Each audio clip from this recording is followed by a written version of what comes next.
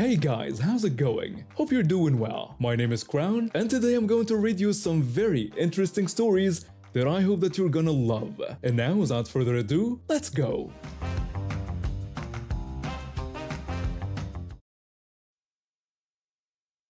My grandmother was the kindest, most selfless person I've ever known.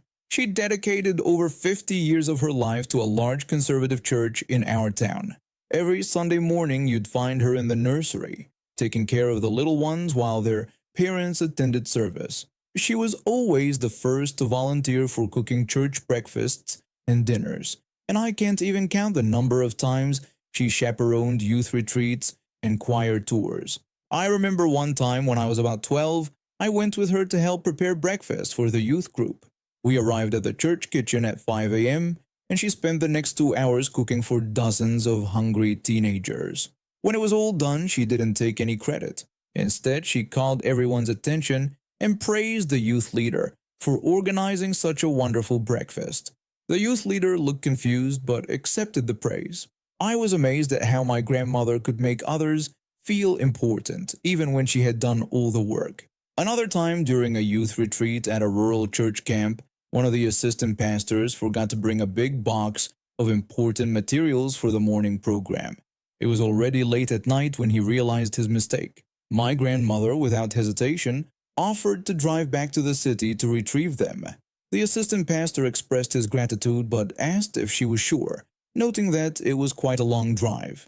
My grandmother reassured him, saying that they couldn't have the program ruined and that she'd be back before he knew it. She drove most of the night, got the materials, and made it back just in time for the morning program. The assistant pastor never even thanked her, and his boss, the senior pastor, never found out about the mistake. When I asked her about it later, she just smiled and said that it didn't matter who got the credit, as long as the children had a good experience. That was just the kind of person she was, always putting others first, never expecting anything in return. But life has a way of throwing curveballs when you least expect them. When my grandmother was 73, she was in a terrible car accident that broke her back. Just like that, her active life came to a screeching halt. She was homebound for the last 10 years of her life, unable to attend the church she had served so faithfully for decades. You'd think that after all she had done for the church, they would have rallied around her in her time of need. But that's not what happened. Not even close. For 10 long years, my grandmother reached out to her church friends, the leadership, anyone she could think of. She invited them to visit, sent cards, made phone calls, but it was like she had fallen off the face of the earth. Every invitation was declined or ignored. The people she had cooked for, prayed with, and supported for half a century couldn't be bothered to spare an hour to visit her. As her health declined and she entered hospice care, my grandmother decided to plan her own funeral. She and my grandfather called the church and asked for the senior pastor, who she had known for over 30 years, to visit and help plan the memorial service. My grandfather spoke with the church secretary, explaining that his wife wanted to speak with the senior pastor about planning her memorial service. The secretary apologized, saying that the senior pastor was very busy and asked if it would be all right if the assistant pastor visited instead. My grandfather reluctantly agreed. A few days later, the assistant pastor showed up at their house. My grandfather later told me what happened, and it still makes my blood boil. They started discussing the funeral arrangements, but it quickly became clear that the assistant pastor had other priorities. He suggested that this would be a good time for my grandmother to think about laying up her treasure in heaven, and asked if she had considered remembering the church in her will. My grandfather tried to redirect the conversation, saying that this wasn't the time or place to discuss that and that they were there to plan her funeral. The assistant pastor acknowledged this but continued to bring up the church's financial needs, saying that the church had many needs and their support would be greatly appreciated. My grandfather attempted to steer the conversation back to the funeral several times, but the assistant pastor kept bringing up the church's finances. It was relentless. My grandfather told the assistant pastor that this was inappropriate, reminding him that my wife was terminally ill and in pain, and that they weren't there to discuss the church's finances. The assistant pastor claimed to understand but persisted, saying that surely my grandmother would want to ensure her legacy continues through the church's work. That's when something happened that I never thought I'd see. My grandmother, who rarely cried and never complained about her own suffering, broke down in uncontrollable sobs. My grandfather, a tough ex-Marine who had seen combat in Korea, had finally had enough. He stood up, grabbed the assistant pastor by the arm, and practically threw him out of the house, telling him to get out and not dare come back. My grandmother was expected to pass away soon after, but she was always full of surprises. She held on for another 6 months, mostly through sheer force of will. When she finally passed, we held her memorial service at the funeral home, not at the church. The senior pastor and assistant pastor were notably absent. In fact, there wasn't a single person from the church leadership there. My grandfather started the service with a speech that set the tone for what was to come. He explained that some people might have heard that he didn't invite the senior pastor and assistant pastor to this service. He said that this wasn't the place to go into details, but assured everyone that he had good reasons, and it was his wife's wish as well. He announced that they were going to do things differently, and invited anyone who wanted to share a memory or a story about my grandmother to come up and speak. What followed was one of the most beautiful and heartfelt services I've ever attended. For over 2 hours, people came up to share stories about my grandmother's kindness, her selflessness, and the impact she had on their lives. There was laughter, there were tears, and there was healing. But the story doesn't end there. A couple of weeks later, it was time for the reading of my grandmother's will. In our family, this was always a big event, not because we expected to inherit fortunes, but because it was a chance for the family to get together and honor the departed one last time. To everyone's surprise, the senior pastor and assistant pastor from the church showed up at the lawyer's office. They said they had been informed that there were bequests for the church and for them personally in the will. The room was packed with family members, and the two pastors were seated right at the front, next to the lawyer. As the lawyer began reading the will, it became clear that my grandmother had saved the best for last. The bequests started small and gradually increased in value. Each grandchild received a few $1,000s, then the children a bit more, followed by some local charities. The pastors were practically salivating as they realized the upward trend in the bequests. Finally, the lawyer got to the part about the church and the pastors, but before he could announce the amounts, he said that before reading these bequests, my grandmother had requested that he read a statement. He pulled out a letter written in my grandmother's handwriting and began to read. The letter detailed how for the past 10 years, not a single person from the church had called her, visited her, or sent her a note to say they cared. She explained how she had worked hard for them when they needed her for many years, but when she needed them and their church, they all pretended she didn't exist. She described her last attempt to reach out to her church and pastor, whom she still loved dearly, even though they had made it clear they did not love her. She recounted how the senior pastor couldn't find the time to visit her or even call, and how the assistant pastor only came to ask her to remember the church in her will. She expressed how she realized she had allowed her church to break her heart for the last time. She revealed that she and her husband had already prepared her will, which included a double tithe, 20% of her entire estate for what was now her former church.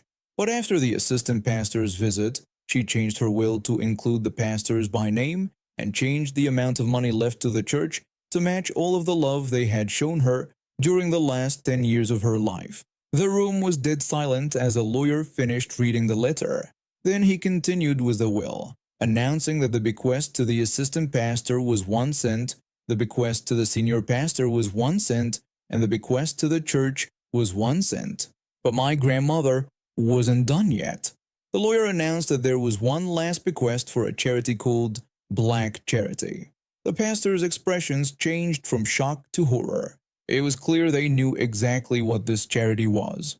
The lawyer then named the exact amount that my grandmother had originally planned to leave to the church, an enormous sum that made everyone in the room gasp.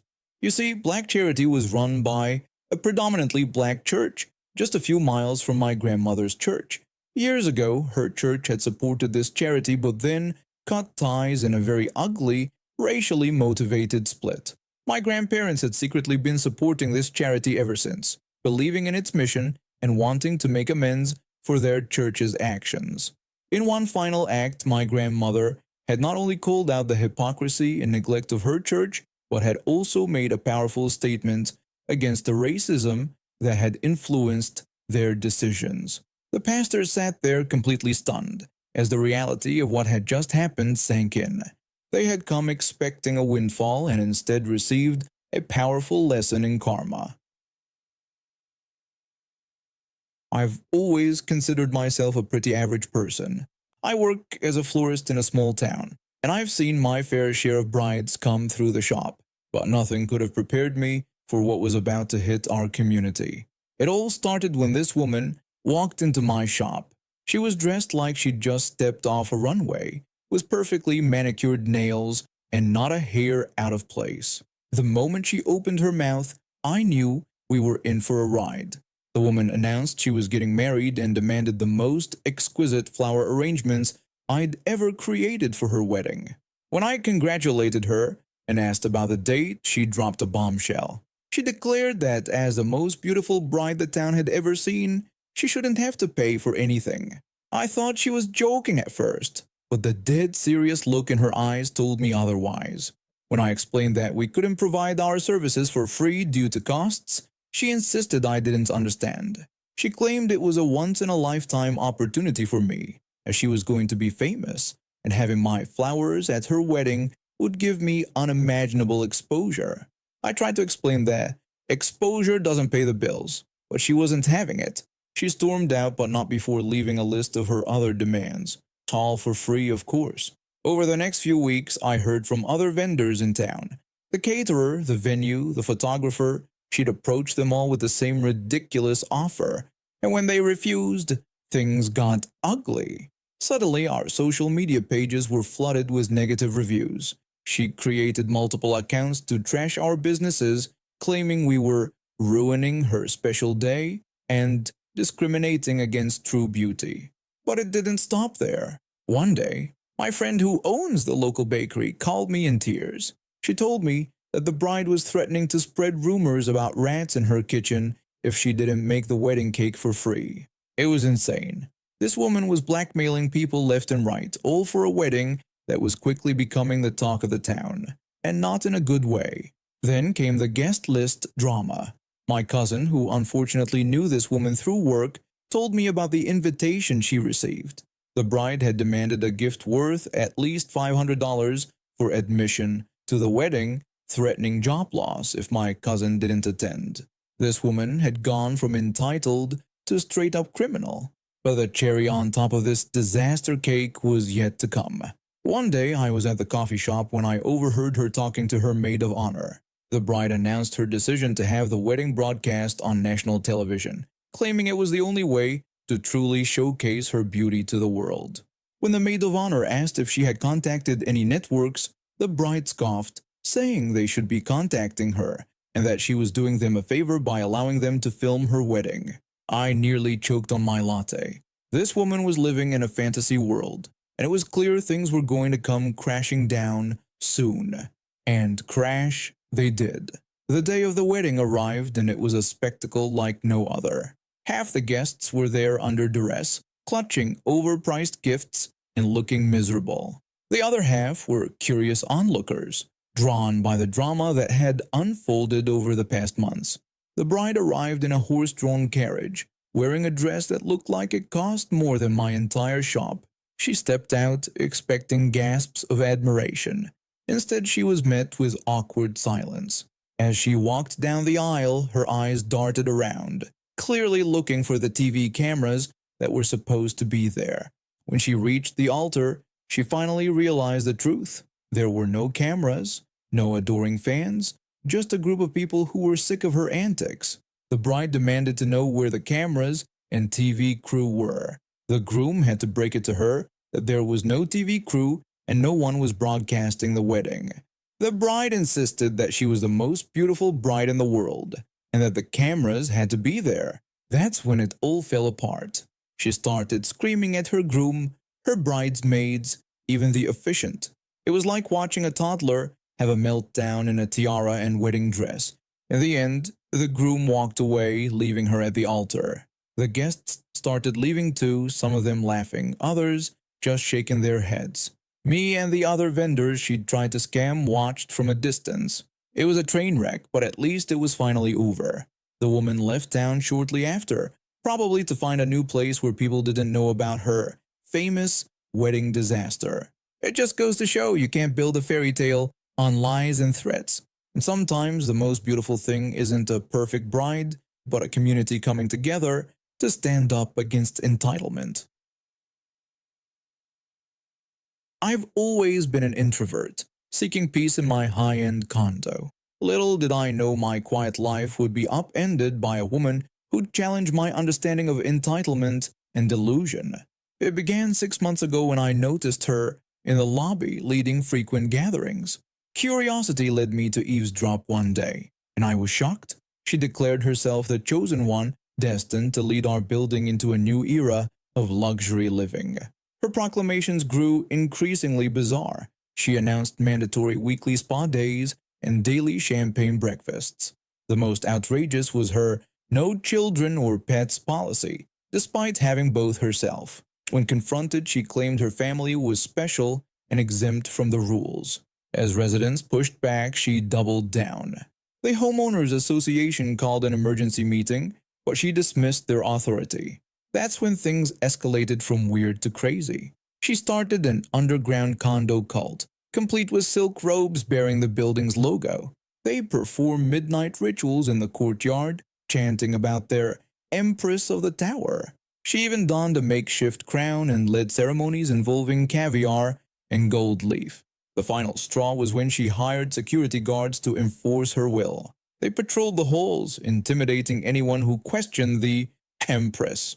When a guard demanded I join a mandatory meditation session, I knew I had to act.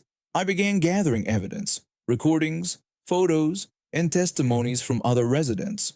With this information, I approached the police and city council. Initially skeptical, they soon realized the gravity of the situation.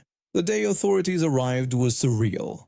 The woman barricaded herself in the penthouse, declaring it her royal chamber. It took a team of negotiators to talk her down. As they led her away, still in her robe and crown, she ranted about her divine right to rule. In the aftermath, we learned she'd been going through personal issues that triggered this behavior.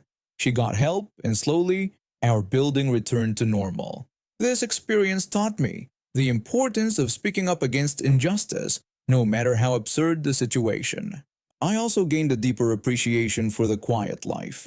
Sometimes luxury living is simply about peace and sanity. Reflecting on the ordeal, I realized how easily a community can be swept up in charisma and promises of grandeur. It started innocently enough. Who wouldn't want to believe in something special? But as her demands grew more outlandish, we should have recognized the red flags sooner. The woman's descent into delusion was both fascinating and terrifying to witness. She truly believed in her self-proclaimed divinity, and her conviction was strong enough to sway others. The condo cult saga also exposed the vulnerabilities in our building's governance. How did one person manage to gain so much control? It prompted a thorough review of our HOA policies and led to the implementation of safeguards against future abuse of power. Our luxury condo building found its true identity, not in mandatory spa days or champagne breakfasts, but in the strength and unity of its residents. And now we have reached the end of today's stories. Thank you for watching, and see you next time.